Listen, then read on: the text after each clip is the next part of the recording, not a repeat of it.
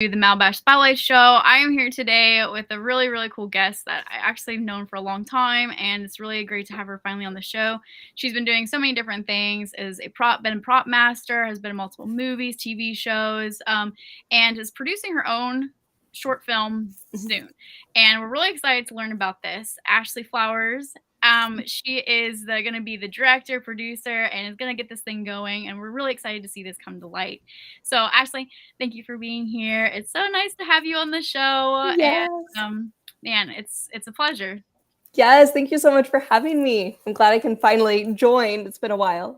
I know you've been busy, which is good. Like that means you're working it. So I love it. I'm trying. I love it. Yeah, I love it. So we're gonna talk a little bit about your film that you're producing, which is really cool because it's like bridesmaids becoming the married person here, which actually you got married recently, so congratulations for that. That's really exciting. And we're gonna get into your film in a little bit here, but we kind of wanted to know, as everybody does, they want to know how you got into the field. How did you get to where you're at? You're working right now on an NBC TV show, which is huge, and you're part of the props team, and you've been in a Netflix film as a co-star. So honestly, it's absolutely huge, really high props, and people want to know, like, how did you get into it? What got you inspired? So take it away. Yeah, it's kind of crazy and a little bit of a long story. I'll try to sum it up quickly. When I was younger, I was very hyper and I was constantly wanting to do things and playing different characters constantly. And my mom had no idea what to do with me. So somebody suggested to put me into theater. Got into theater and I was hooked. I absolutely loved it. I loved the art aspect. I loved acting, performing, dancing, and just everything about it. So from very young age, I decided I was going to be an actor. And so I pursued that and went to college at Ball State University. I did not get into the acting program, but that didn't stop me because I decided to find something else in theater. And I think sophomore, junior year, I found a job in the prop department. Nobody wanted to do it. And I was like, okay, well, if nobody else wants to do it, like, I'll take the job. It's a job in theater.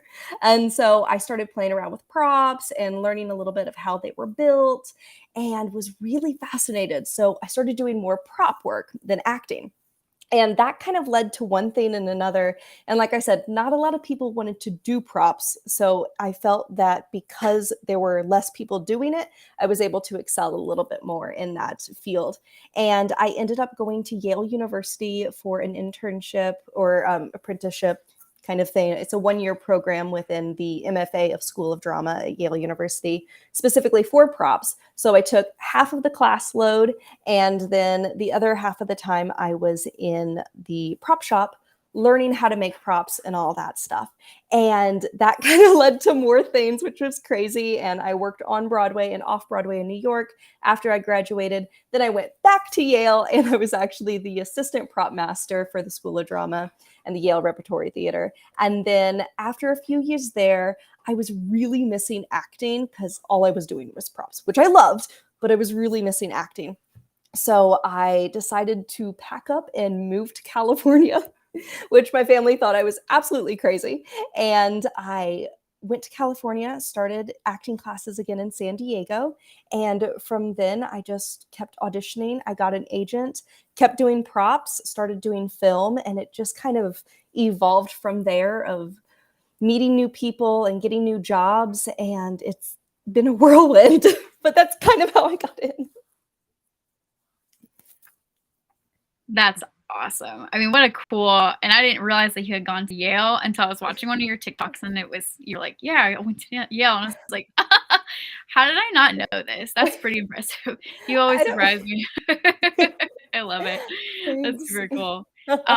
Huge whirlwind, and it's kind of fun to like do the background, and I know there's people that love doing the background, the props. And by the way, guys, she does amazing props. Like, I'll have to pop up some pictures here from your Instagram if that's okay, maybe. Yeah, of course. But these things are so lifelike and so cool, and it's really vital to have important props while you're on set that get across the correct message. So I mean, well, like I said, I'll pop some of these up here, but that's super cool. You're in Chicago now, and you're working on this set and everything. How is that going? Like, how do you feel being a part of this team? It's truly amazing. I mean, the people that I work with are just absolutely the best, and they're very kind.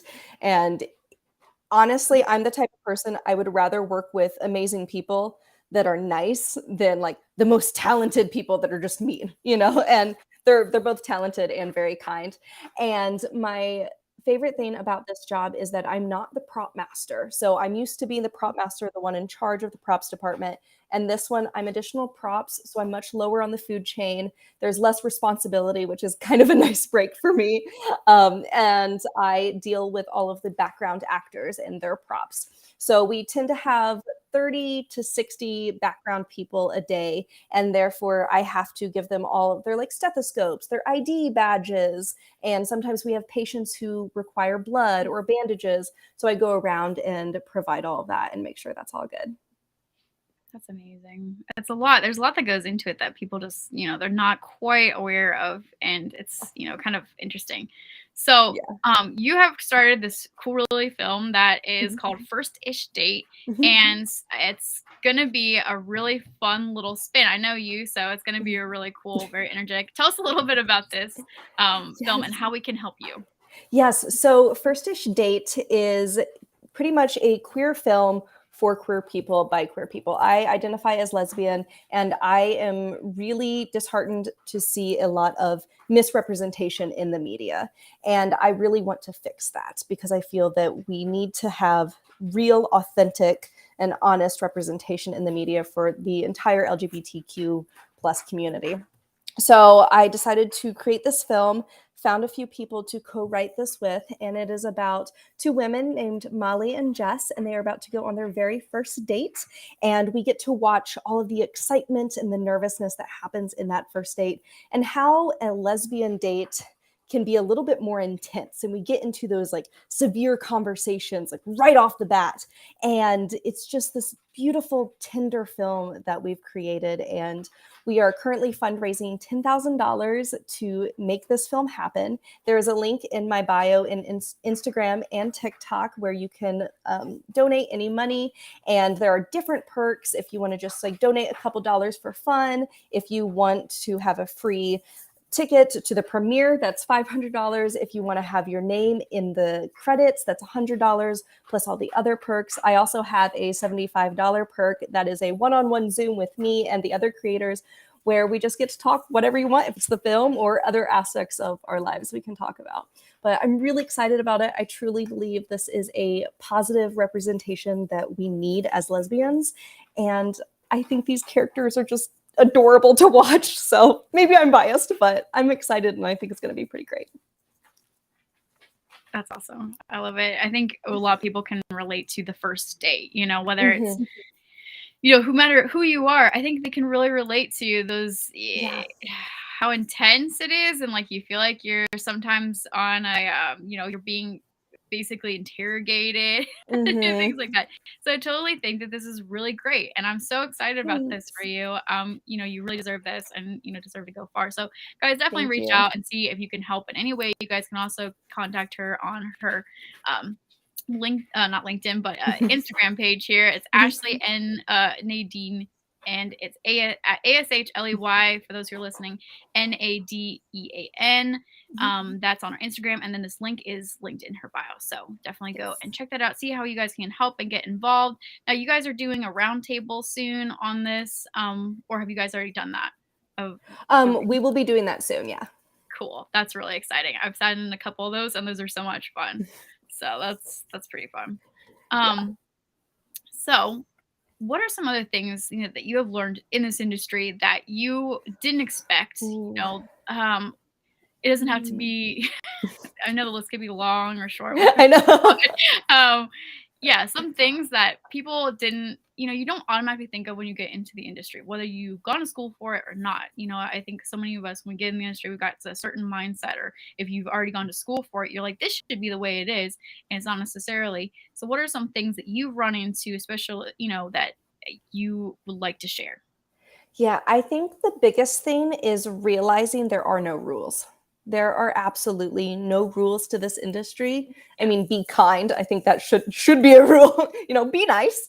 But there aren't any rules, and I still struggle to this day of kind of a closed mindset on how my career is supposed to move, and I'm constantly being reminded that there is no set way. For the longest time, I thought I had to be in LA or in New York, but then I moved to Chicago, and I got starred in a Netflix movie and propped a Netflix movie, and now I'm working in Chicago Med. All of these things have happened, and I never would have had that in LA, or it would have taken much longer. Who knows? And so I think that's the biggest thing of there are no rules, and also I think it's okay to mess up. I think that's another thing that people need to remind themselves when they start. You're gonna make mistakes, you're going to do projects and they're going to be awful and they're going to fail. And that is okay. We are constantly learning. So we need to be kind to ourselves and just allow ourselves to make those mistakes, because in those mistakes is how you learn to improve. And I think lastly is like your mental health. I think that is the biggest thing that we forget just as a society, not just in this industry, but in general. Um, is that we have to take care of our mental health, and we have to do things for ourselves to keep us stable, because this industry is very hard. You are rejected constantly, and you will meet people that promise you everything and they're just lying, or they just want to use you. And it took me a really long time to navigate, when I was younger, who I could trust and who I could not trust in this industry. And it's scary, but definitely stick with your gut and make sure you're doing, you know, things that make you happy. Do little projects at home, just anything to make sure that you are keeping your mental health to the best ability and not just like diving into it and, getting lost, because that can happen for sure. Yeah, I think those are kind of my things I wish I knew before and still am learning. Yeah, I agree. It's one of those very gray area worlds where Mm-hmm. there's a lot that's hidden that you should Yes. wonder about. But anyways, what are some great things that you love about being in this industry? That Oh. some things that have caught you off guard that are just like, oh my gosh, that's so cool. And I think too, what you were bringing up about where you're located, you don't have to be in LA, Mhm. you don't have to be in New York to even. In fact, those places are probably more likely that you'll never get into anything Yeah, because they're there's oversaturated. millions. Yeah, they're Mhm. oversaturated. Where you could, like in North Carolina, we have right in our backyard filming down in Wilmington, Yeah. this Amazon hit series, and people don't know that. So it's just like you never know where you're gonna be, and sometimes it's okay. You don't have to be Mhm. in those locations to get anything. So I really appreciate you saying that. Yeah. That's really gold there. But what are some things? Sorry, get back to you. What are some things that you've really enjoyed, it, through this entire experience? Um, I really love all of the people that I've been able to meet. I think that's the most exciting thing, because you are a freelancer in this industry, no matter what department you're in, actor, production, whatever, you are a freelancer. So you are constantly going from project to project, and you are getting to meet new people and amazing people and talented people. And I think that is the most exciting thing, is working with new people and then seeing their career grow. um, it it's one of those things that I never get over, is watching other people that I have worked with early on, their careers grow, and then you reconnect like years later. Like you and I, we haven't seen each other in years, and then we're here doing this. And I think that's the best thing about this industry, is all of the people in the community that you can create.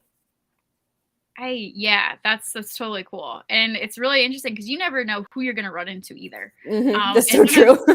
sometimes in the weirdest places, you're just like, wait, I didn't think you were gonna be here, like, or I never would have thought you would be on this set or whatever, kind of thing. Hmm. So it's really cool. You never know a friend of a friend of a friend or anything like that.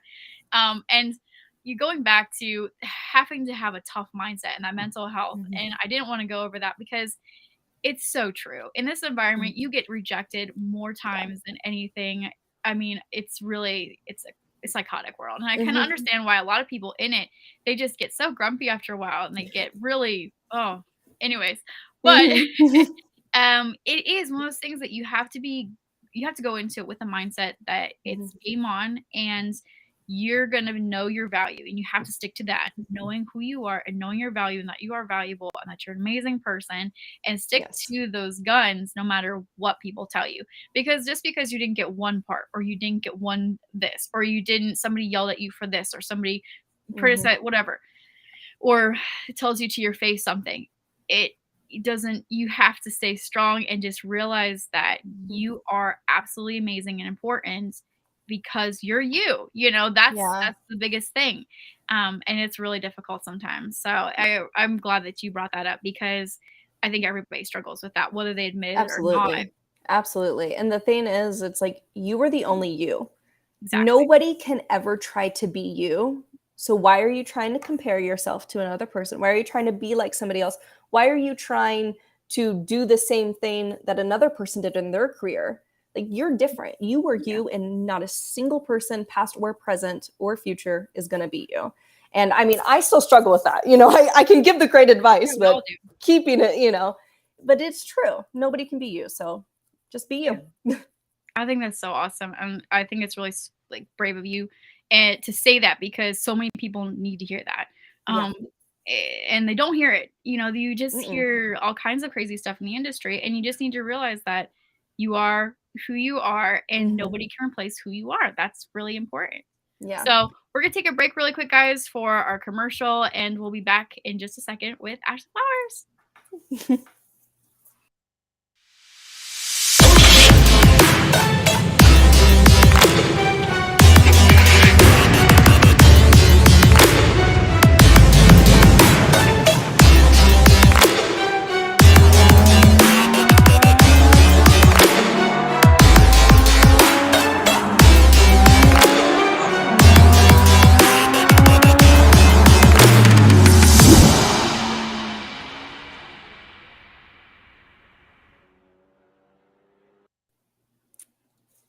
All right, guys, we are back with Ashley Flowers, a friend of mine from the past, and man, it's been a while. So I'm really Yes. excited to have her on the show. She has been prop master. She has done. We're gonna show you some of her props that she's done, but she's also been an actor, and she's now Mhm. producing her own short film, which is really cool. It's called First Ish Dates. You guys can help get that supported. We have a link that's gonna be rolling here at the bottom. So reach out, see how you can get involved with this film, because it needs to be created. It's just a really cool idea. It's about a first date, and it's creating some awareness that needs to be to Mhm. get out there. Let's just say that. So thanks so much, Ashley, again for being here. We were talking a little bit about the industry and things that we didn't Mhm. expect, things that we love about it, and I would like to ask you one thing as an artist. What was one of, I don't know if this is probably a hard question. What was one of your favorite things that you have created as a prop master, Ooh. or as in the props department at all? Mhm. I know this is probably hard. I'm going to show you guys a couple of her pictures of that she has on her Instagram of some of her props. But Ashley, definitely share with us what is one of your favorites. I don't know if you can. Well, I Yes. mean, I'm sure you can, but it's gonna Yes, the be leg. hard. Honestly, my favorite prop I've ever made is a dead rooster. Um, Whoa, that's it awesome. was it was kind of crazy, and I would say these arm and legs are also, like, top tier as well. I don't Um, even know how, like, I don't even know how you would make something like this, because you had to paint it and do all kinds of, this is my little knowledge of the props department, but It's that's very awesome. long. It's a very long process.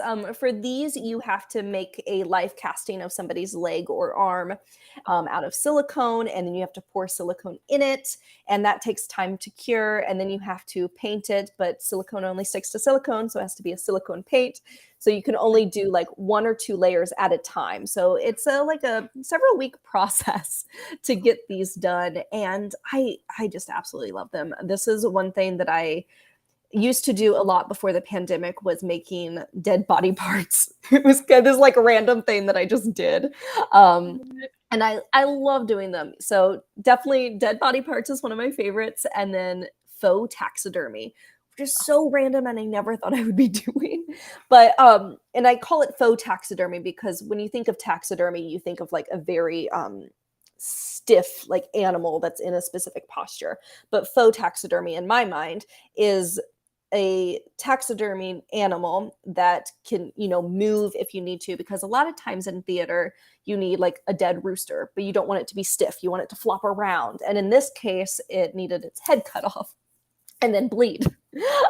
And so it was really fun creating this rooster from scratch and then putting kind of like a blood pack in its neck that the actor could pop off the head of the rooster like a cork, and then could squeeze the blood bag and throw some blood on the floor.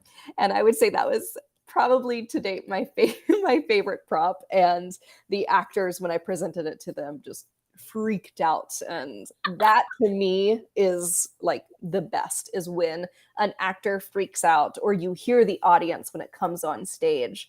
A movie I just did recently, The Year Between, that's currently going through a lot of festivals, I made dog poop.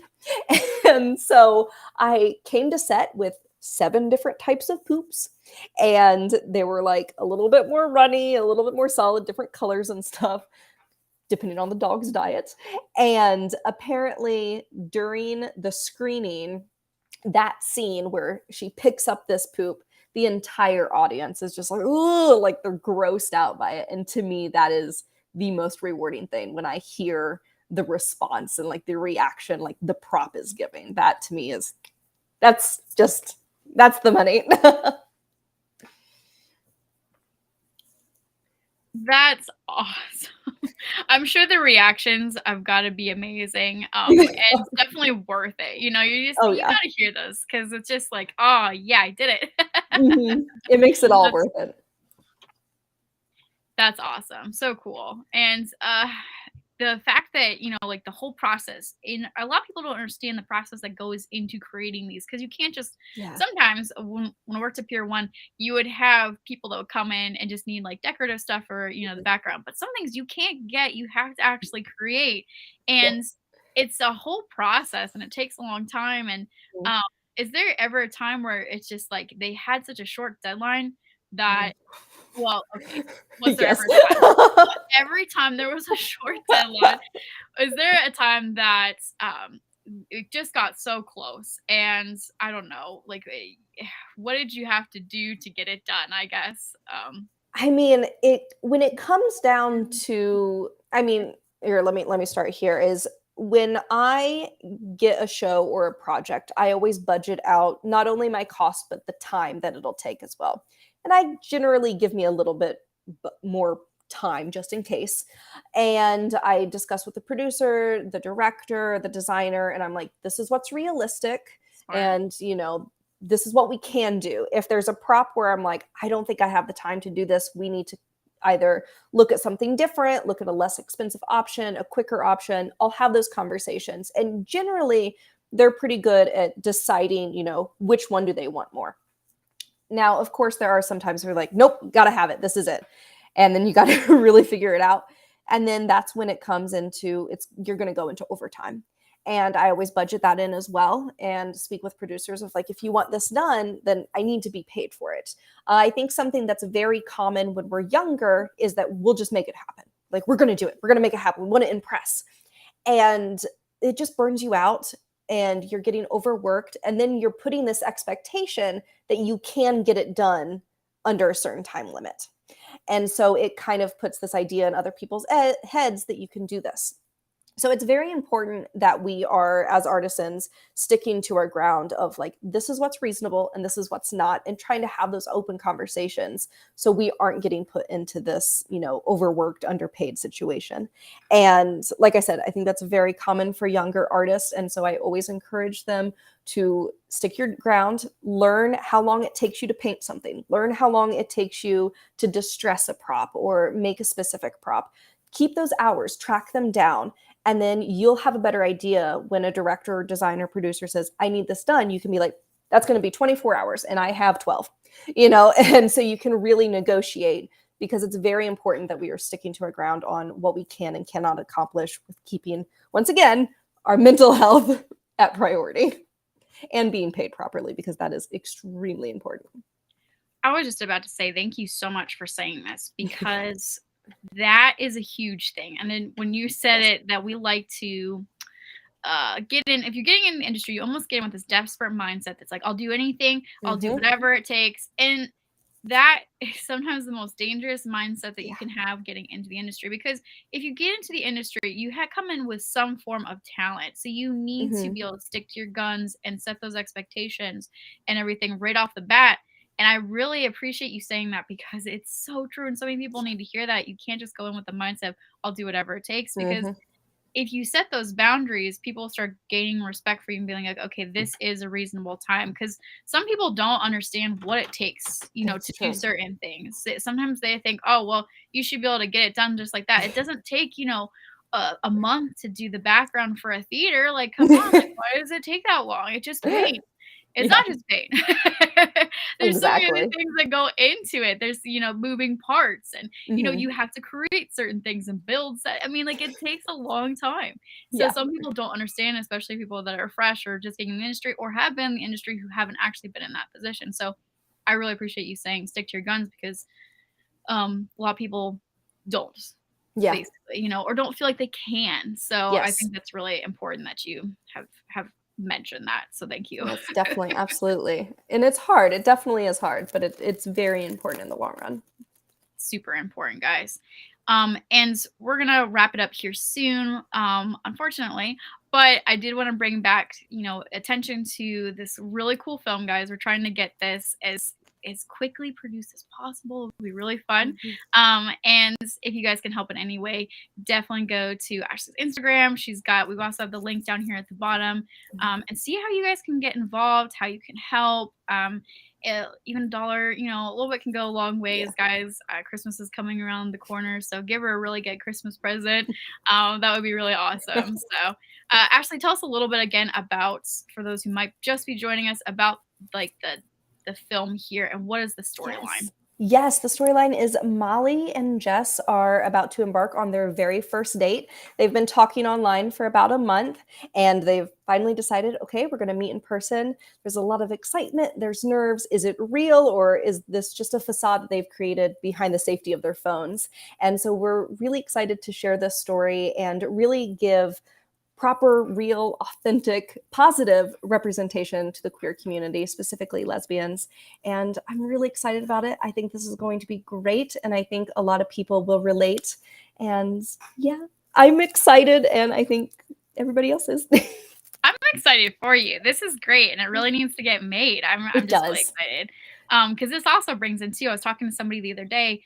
He's producing his own short, and it's Mhm. basically the whole process of coming out of COVID, even though he Mhm. doesn't want to be labeled as that. Yeah. And how do you relate with the world again? And it's even Yeah. hard when you were saying like the hiding behind your phones, not hiding behind your phones, but we can put on a facade behind our phones for Yes, so long that what happens when you meet that person, face to face? exactly. So I think this is Exactly. really cool. It really needs to get created. I'm excited It to does. see the ending.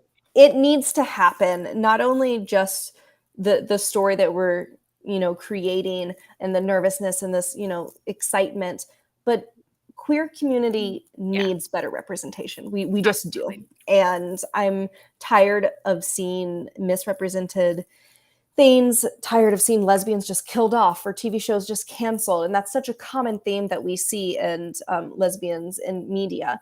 And I really want to change that. And so I'm the type of person that I'm determined to do it. So I'm going to do it. This year, I feel like a lot of really controversial type films have come out, and it's been a really good thing. Haven't Yes. necessarily met with a good reception, but it shows where our mindset is in the world, whether it's Yes. women just having major roles and doing a guy's type of a role, or if it's presenting the lesbian side, the queer side, Mhm. that transgender, like whether it's any of that, it's not always represented as well as it should, and it needs to be Yeah. received, it needs to be represented well. And I'm just really excited about this, because I think this is going to be a really big hit, and also Thank it just you. needs to be able to connect with those people that feel this way, that they're not Mhm. being seen and they're not being represented, which is huge. Exactly. And that's the I think it's biggest thing is it's not only having queer actors on screen. I'm also trying really hard to only hire queer people behind the camera, like our DP, director, wardrobe, props, everybody. I truly want everybody involved in this to be queer, because it's uplifting queer voices that really needs to happen. And we need to see better representation. And the reason we're seeing not good representation is because a lot of it is through a straight lens. Yes. And so there's the stereotypes that are played and stuff like that. And we really just want to break those down and normalize LGBTQ plus. And life imitates art. So if we are putting out positive representation, then hopefully that is imitated in life and we can start seeing more of a change. But yeah, my goal is to try to change and make a little difference every step of the way. And also, I hope that this film gets to people that are either still in the closet, unsure, and are able to see something and feel seen, feel that it's okay, it's normal. And hopefully, you know, if it makes one person change their mind or feel safe and comfortable, that's the world to me. Just needs to hit one person. Yeah, and the fact that you're being a trailblazer for this is huge, because a lot of people don't want to be trailblazers because it's tough. Yeah. I mean, I don't know if I would call myself a trailblazer, but well, you kind of are, though. You're in that wave. So, I mean, this is going to be a really cool opportunity, and it's, you know, going to be it's going to be tough, but you're making it happen, and you're helping to reach those people that really need to see this and that really want to see this too. And it's not going to just be one of those crazy lesbian ones out there where it's like all sex and that's all that they care about and stuff. Like, come on already. You guys are human beings. Like, everybody has a place and a purpose. Like, you're important. So I'm excited about this. That was my soapbox. Thank you. I'm excited too. Cool. Well, thank you so much, Ashley. Are there any last words that you'd like to share before we head out for the day? I guess to everybody, just, you know, do the best that you can, because life is hard and all you can do is try to do better the next day. Love it. Thanks for having me. Yeah, thank you so much, Ashley. I'm looking forward to having you back on here for part 2 of where you're at now with the film and all that good stuff down the road. So thank you guys for tuning in today. I really appreciate you taking the time, and definitely go and check out Ashley's Instagram. She's got the link right there. And you guys can help support, reach out to her, see how you guys can get involved in this film, because it's going to get created. I know Ashley, she's bound to be determined to get it done, so it will get created. It just, you know, see if you can help her out, because that would be awesome. So appreciate you guys so much. Take care, and we'll see you back here next time on the Malabash Spotlight Show. Bye, guys. Thanks.